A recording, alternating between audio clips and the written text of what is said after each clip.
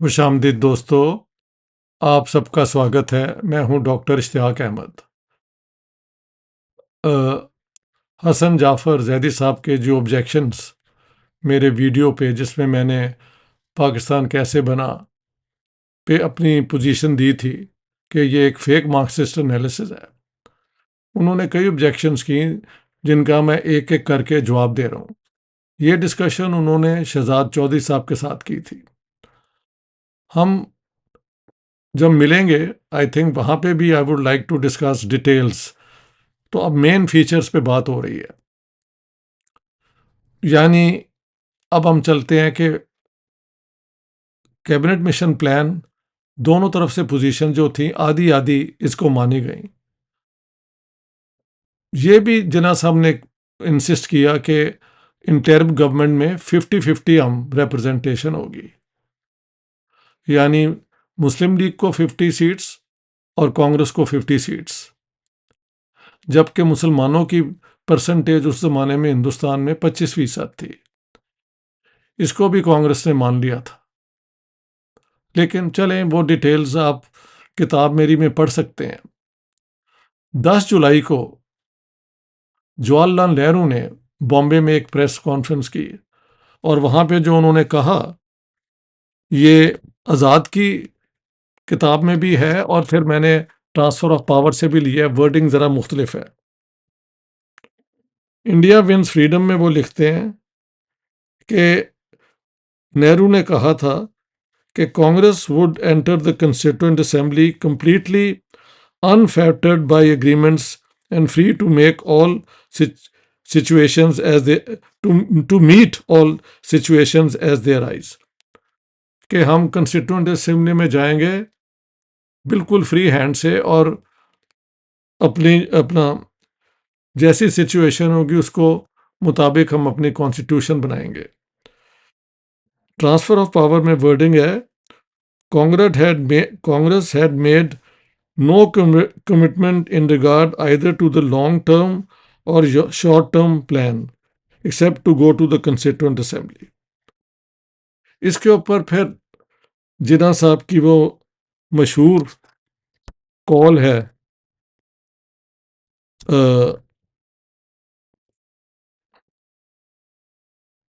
29 जुलाई का, जिसमें उन्होंने कहा, मैं उस पर आता हूँ। इस दौरान बड़ी इंटरेस्टिंग है, Wavell top secret note dated 13 जुलाई। इसमें वो ही इज लुकिंग एट कि ये हो क्या रहा है हिंदुस्तान में, और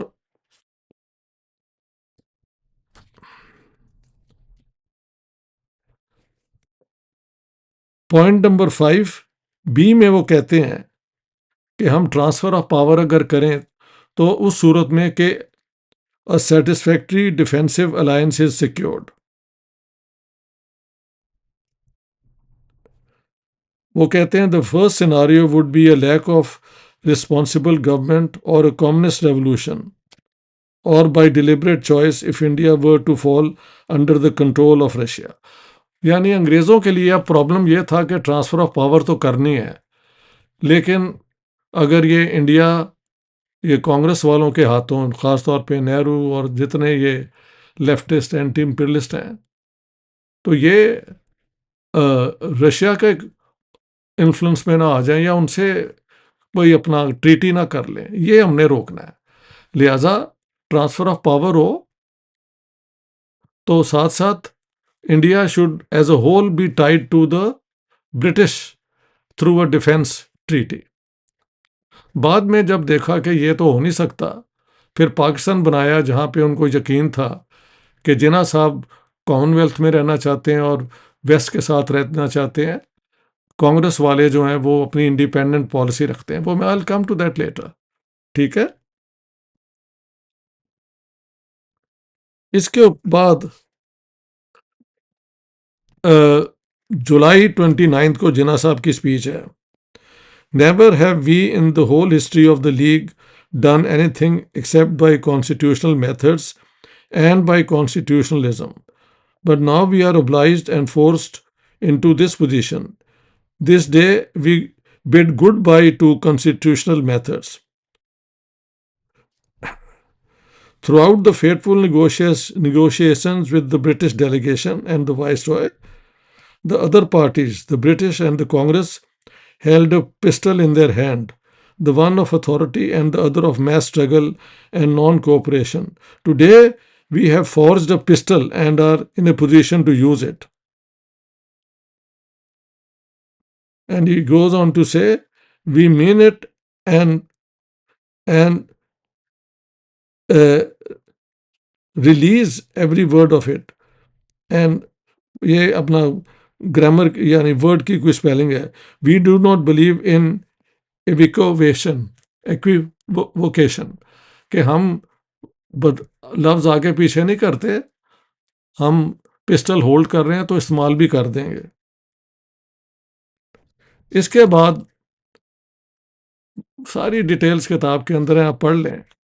16 इसके हाँ इस दौरान इंटरिम गवर्नमेंट बनाने का जो फैसला था वो ब्रिटिश गवर्नमेंट ने कर लिया हुआ था. उन्होंने गवर्नर से पूछा कि भी क्या करें, ये दोनों पार्टीज तो एग्री नहीं कर रही. तो गवर्नर ने कहा कि देखें, अगर आप मुस्लिम लीग को बुलाएंगे तो 8 प्रोविंसेस में कांग्रेस की पोजीशन है, दे विल प्रोटेस्ट. इसलिए आप कांग्रेस को दें और इंसिस्ट करें कि वो मुस्लिम लीग को साथ लाएं. तो यही हुआ. ये बाद में हुआ, लेकिन इसके बाद ये ग्रेट कैलकाटा किलिंग हुई शुरू 16 अगस्त को. इसमें मैंने एविडेंस दिया है कि हावड़ा मुस्लिम लीग जो है, Howrah is on the outskirts of Calcutta. हाँ जी, ये इस तरह है जिस तरह लाहौर के बाहर मुगलपुर है या ये इस इलाके का हावड़ा है. वहाँ से मुस्लिम लीग का जो इश्तिहार था कि ये 16 अगस्त जो है ये मुहर्रम में, सॉरी रमज़ान में ये हो रहा है लॉन्च. कुरान शरीफ भी अपना रमज़ान में रिलीव हुआ था. बैटल ऑफ बदर भी रमज़ान के महीने में लड़ी गई थी. तो ये अब आपका काम है कि छा जाएं आप. अच्छा, बात ये है कि उस ज़माने में हुकूमत तो बंगाल में मुस्लिम लीग की थी, सोहरवर्दी की. तो डायरेक्ट एक्शन जिन्ना साहब ने कलकत्ता में करवाया और सोहरवर्दी ने फ्राइडे का दिन था, उसकी छुट्टी दे दी फॉर नो रीज़न.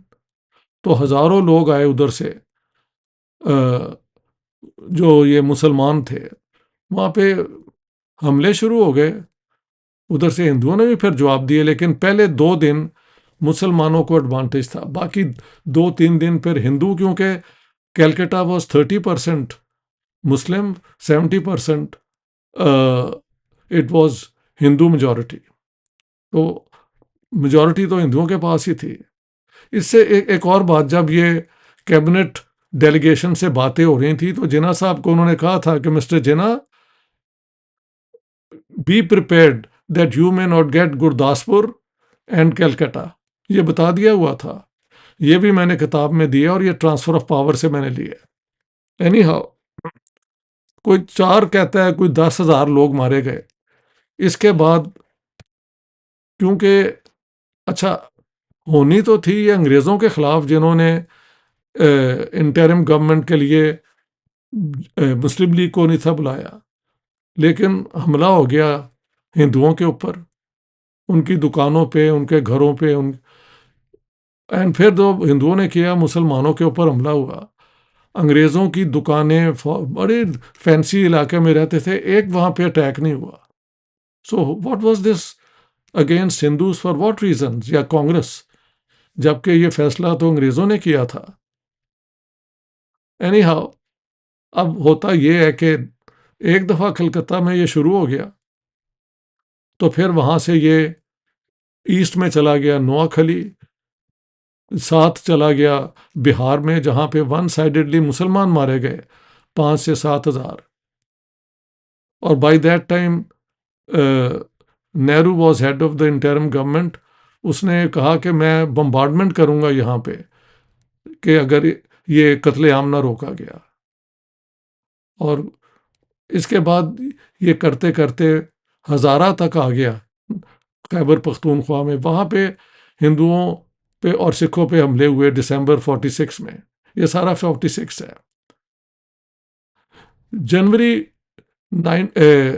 24 को डायरेक्ट एक्शन पंजाब में शुरू हो गया। यहाँ पे भी जिन्ना साहब डायरेक्ट एक्शन अप्रैल 46 से इसकी कह रहे थे कि हम यहाँ पे भी करेंगे, क्योंकि जो हुकूमत बनी थी उसमें पंजाब यूनिस्ट पार्टी की सारी जो मेन इनकी लैंडलॉर्ड थे वो तो अब मुस्लिम लीग में थे, लेकिन जो बाकी रह गए इनको सिर्फ जो महल रिजर्व मुस्लिम स्टेट्स थी उसमें से 14 मिली थी, बाकी सारी मुस्लिम लीग ले गई थी, 73 75 इस किस्म की। लेकिन 175 के हाउस में मुस्लिम लीग को पार्टनर ही था कोई मिल रहा जो जिसकी बुनियाद पे वो मेजॉरिटी क्लेम कर सकें। और कांग्रेस या से जो हैं सिख, वो क्यों मुस्लिम लीग के साथ आए जो पार्टीशन करवाना चाहती है और जिसका कम्युनल प्रोग्राम मैंने आपको बताया कितना, गवर्नर बता रहे हैं कि ये कितना कम्युनल है हिंदुओं के खिलाफ और बाकी ये सारा कुछ। तो हुकूमत फिर वहाँ पे पंजाब में Khizar Tiwana as chief minister और 50 seats of Congress, 21 seats of क्या कहते हैं सिख पंथिक पार्टीज, इनके पास मेजॉरिटी हो गई, 84-85 की चाहिए थी। सो हुकूमत बन गई। डेमोक्रेटिक प्रोसेस में आप you can be the major party, लेकिन अगर आपके पास हाउस में मेजॉरिटी नहीं है तो then you have to sit in the opposition. ये स्वीडन में कई दफ़ा हुआ है। स्वीडिश पार्लियामेंट में सबसे ज़्यादा पोजीशन जो है सोशल डेमोक्रेटिक पार्टी की है, लेकिन उसके पास सपोर्ट नहीं है बाकी पार्टी से कि वो मेजॉरिटी बन सके।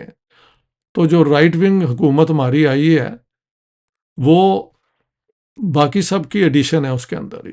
This is how parliamentary democracy functions.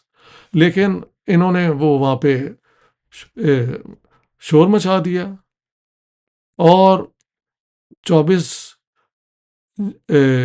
जनवरी 47 से लेके 26 फरवरी तक ये एजिटेशन चली और इन्होंने वो जो मुसलमानों को कहा था आपको ये भी मिल जाएगा वो भी मिल जाएगा, तो बहुत लोगों ने अपने आप को वॉलंटरली अरेस्ट भी कराया कि हम पाकिस्तान चाहते हैं। By that time the Pakistan demand had entered the psyche, the mass psyche of the people, इसमें कोई शक नहीं है। हाँ जी, क्योंकि हर किस्म की प्रॉमिस थी।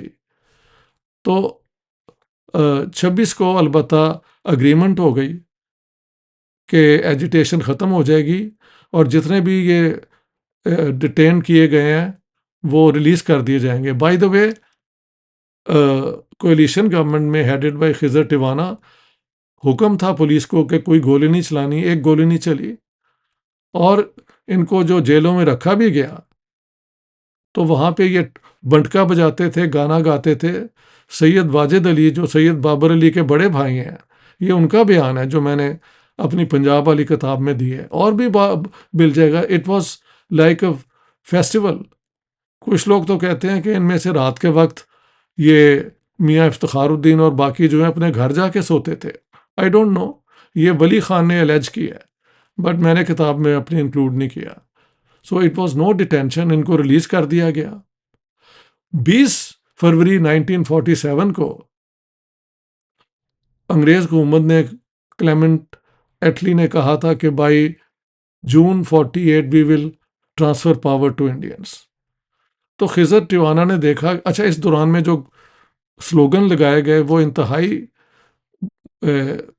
इखलाक से नीचे थे। खिजर कुत्ता हाय खाए, खिजर कुत्ता अपनी मां नाल सुता, खिजर दल्ला हाय हाय, चलो भी चलो एक चीज़ मिलेगी, क्या भाई क्या, खिजर की बेटी वाह भाई वाह। ये नारे जब लगे तो खिजर गॉट अननर्व्ड और उसने रिज़ाइन कर दिया 2 मार्च 1947 को। 3 को मास्टर तारा सिंह ने पंजाब असेंबली से निकल के नारा लगाया कि हम कभी पाकिस्तान नहीं बने देंगे, पाकिस्तान मुर्दाबाद। 3 की शाम को ही लाहौर के कुड़ी बाग में, अनारकली में ये हिंदू महासभा, आरएसएस, सिख और कांग्रेस के लीडर्स मिले, जहाँ पे फैसला हुआ कि हम पाकिस्तान नहीं बनने देंगे। और सिखों ने कहा कि पाकिस्तान अगर बना तो पंजाब के वो इलाके जहाँ पे हम मेजॉरिटी में हैं, will never be part of Pakistan. 4 को सुबह 10 बजे, ये जो लाहौर से वाकिफ़ हैं लोग, वो डीएवी कॉलेज का जो जो आजकल इस्लामिया कॉलेज सिविल लाइंस का वो है, क्या कहते हैं यार, हॉस्टल, या शायद वो गवर्नमेंट कॉलेज को मिल गया है, वन ऑफ दिस। ये डीएवी कॉलेज होता था एक ज़माने में, उनका हॉस्टल था। वहाँ से हिंदू और सिख लड़के आए इसमें नासिर बाग में। पहले दिन ही उन पे गोली चल गई। When what is his name यार, Khizar had resigned, he was no longer the chief minister. और फिर 4 को छुरियाँ, बम, आग लगाना लाहौर में हुआ, मुल्तान में हुआ। 5 को 4 को ही अमृतसर में हुआ, 5 को मुल्तान में हुआ, 5 को ही शुरू हो गया रावलपिंडी में। रावलपिंडी में 6 से लेके 12 की रात दिन तक गांव जो थे सिखों के घेर के, तो उन पे हमले किए गए, कई हजार मारे गए।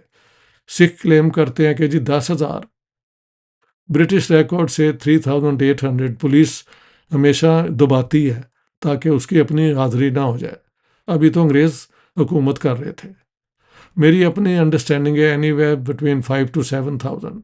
मैंने 3 साल वहाँ जा जा के गाँव में जो है इंफॉर्मेशन ली, जो मुसलमान वहाँ पे अभी तक रहते थे पुराने, उनसे, और इंडिया में जाके ढूंढे वो सिख और हिंदू जो यहाँ से भाग के गए थे। वो मेरी पंजाब वाली किताब में सारा कुछ है। हाँ जी। तो बस फिर पंजाब का जो ये 4 मार्च से शुरू हुआ है, तो ये खून खराबा होता होता होता होता अगस्त तक ये बढ़ता गया। और जब ट्रांसफ़र की पावर अंग्रेज़ों ने 14 की रात को जो 15 हो जाती है, और 17 को ये जब पब्लिक किया, ये red Cliff award, red Cliff award पे मेरे कई वीडियो हैं, जो चाहते हैं देख लें। I don't want to repeat that. तो लाखों लोग बॉर्डर की दूसरी तरफ से, तो दोनों तरफ की जो एडमिनिस्ट्रेशन आई, ईस्ट पंजाब की और जो वेस्ट पंजाब की है, इन्होंने या हमले खुद करवाए या होने दिए। और दिसंबर 31, 1947 तक 8 लाख पंजाबी मारे गए थे, हिंदू, मुस्लिम और सिख। मेरी एस्टिमेट के मुताबिक 3 लाख हिंदू और सिख हमारी तरफ मारे गए और 5 लाख उधर मुसलमान मारे गए। मुसलमान इसलिए ज़्यादा मारे गए कि इनको प्रिंसली स्टेट्स में, पटियाला और यहाँ पे, जहाँ पे कोई तीसरा फैक्टर नहीं था जो इनको ऑब्जर्व कर रहा होता, तो वो सारी डिटेल्स हैं। तो ये 2 जगह पे डायरेक्ट एक्शन, वहाँ पे फिर वायलेंस हुई और ये कत्लेआम हुआ। और मुझे समझ नहीं आती कि 10 जुलाई को जो नेहरू ने कहा था, वो सारी गुफ्तगू वही थी जो आज़ाद और गांधी पहले कर चुके थे और नेहरू कर चुके थे कैबिनेट मिशन वालों के साथ। कौन सी ऐसी बड़ी बात थी? क्या मुस्लिम लीग ने नहीं था कहा कि हम कांग्रेस को इजाज़त नहीं देंगे कि किसी मुस्लिम को वो नॉमिनेट करें इंटरिम गवर्नमेंट के लिए? वो भी प्रोवोकेशन है। तो कांग्रेस ने तो कोई ऐसा डायरेक्ट एक्शन नहीं करवाया सोहरावर्दी की हुकूमत के खिलाफ।